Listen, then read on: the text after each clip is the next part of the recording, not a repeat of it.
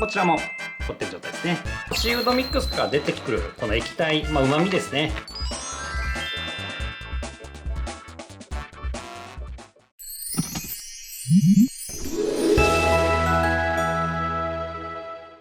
で続いてはですね、もう一品、上海焼きそばを、仕込みたいと思います。上海焼きそばの方はですね、野菜をこちら用意しました。で人参は細めの、短冊切りですね。冷凍して電子レンジで、加熱しますので、あんまり分厚くない方がいいんですね。ですのでこういう風に、薄く、スライスした人参を使います。であとはですね、ピーマンですね。ピーマンもこういうちょっと小さめのカットにしております。5ミリぐらいの細切りにして、でそれをさらに半分に切ったような感じですね。これをトッピングに使います。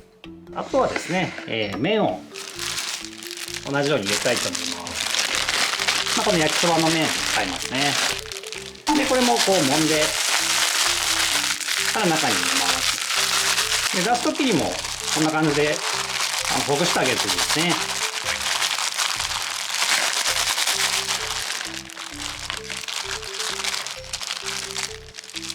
今回は麺の方には味付けをしないので、この時点でお箸でしっかりとほぐしてもらえればと思います。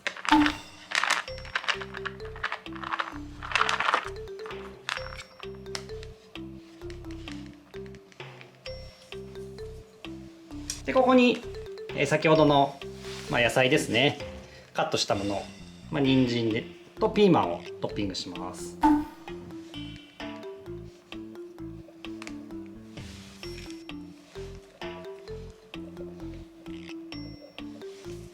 でここで使う調味液を、混ぜたいと思います。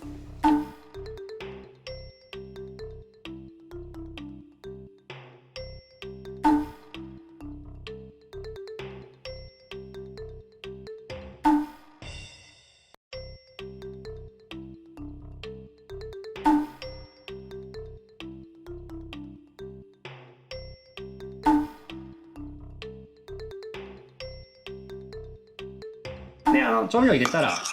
しっかりと混ぜてください。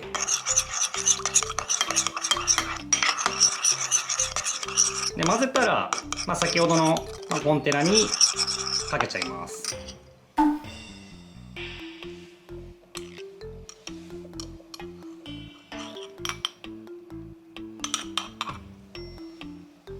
最後の仕上げとして、この冷凍のシーフードミックスですね、こちらを入れたいと思います。シーフードミックスは商品によって入っているものが違ったりするんですけども、今回はこちらのエビかダイヤ貝が入っているものを使います。これがアサリとか別のものになってても大丈夫ですね。でこの冷凍のシーフードミックスを 50g 加えます。であんまりサイズが大きすぎないやつを使った方がいいですね。で結構この絵がポイントになってまして、冷凍のシーフードミックスって本来は電子レンジでチンしちゃいけないんですね。でそれは結構身が縮んでこのドリップエキスがいっぱい出てしまうっていうところが問題あるんですね。で今回このまま入れて、冷凍して食べたらチンするんですけども、実を言うとそのシーフードミックスから出たエキスがですね、旨味の元になってますので、それとそばをこの焼きそばをですね和えるっていうことで出てくる液体を有効活用するっていう食べ方になりますね。ですので凍ったままこのままトッピングしちゃって OK です。でこれで冷凍します。でこれも蓋をしてでこの状態で冷凍します。ということですね、こちら冷凍できました。この状態で冷凍ストックしてあるという感じですね。でこちらは上海焼きそばになりますけども、こちらも凝ってる状態ですね。でこれを冷凍庫にストックして、こうやって準備をしておいて冷凍しておけばですね、実際食べたい時は、電子レンジチンするだけで試食が楽しめますので、やっぱおすすめかなと思いますね。でこれ電子レンジでチンする時は、このままチンするとですね、蓋が閉まってるんで中で出た蒸気がですね結構溜まってどっかで爆発してしまう恐れがあるんですね。ですので必ずこれ蓋は外して、でただこのままチンするんじゃなくてですね、実はこの蓋をこう斜めにちょっとずらしてですね、この状態でチンしてほしいんですね。蓋がないとこの蒸気がどんどん逃げていって、なかなかこう解凍がうまく進まない、時間もかかって、しかも加熱ムラも起きやすいっていうことなので、蓋はちょっとずらしてこの蒸気は逃がしつつも、この蒸気をある程度溜めることで、美味しく解凍するっていう感じですね。ですのでこういうふうに少し隙間を空けて電子レンジに入れてください。この上海焼きそばですね、同じようにちょっとずらして、隙間を作って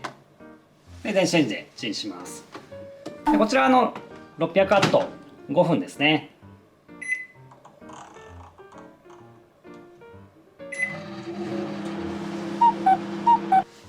はい、ということですね、出来上がりました。こんな感じです。これもう彩りが綺麗ですね。でこちらもですね、加熱直後にしっかりと混ぜてください。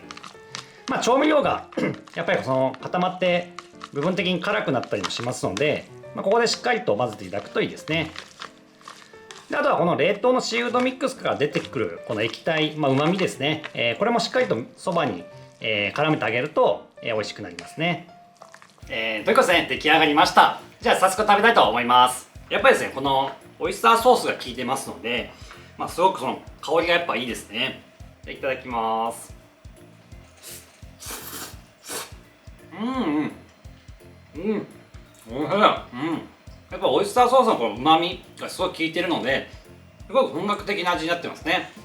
でそこに、シーフードの、魚介の旨味も加わってるので、もうちょっとランクが上にやっぱなってるかなと思いますね。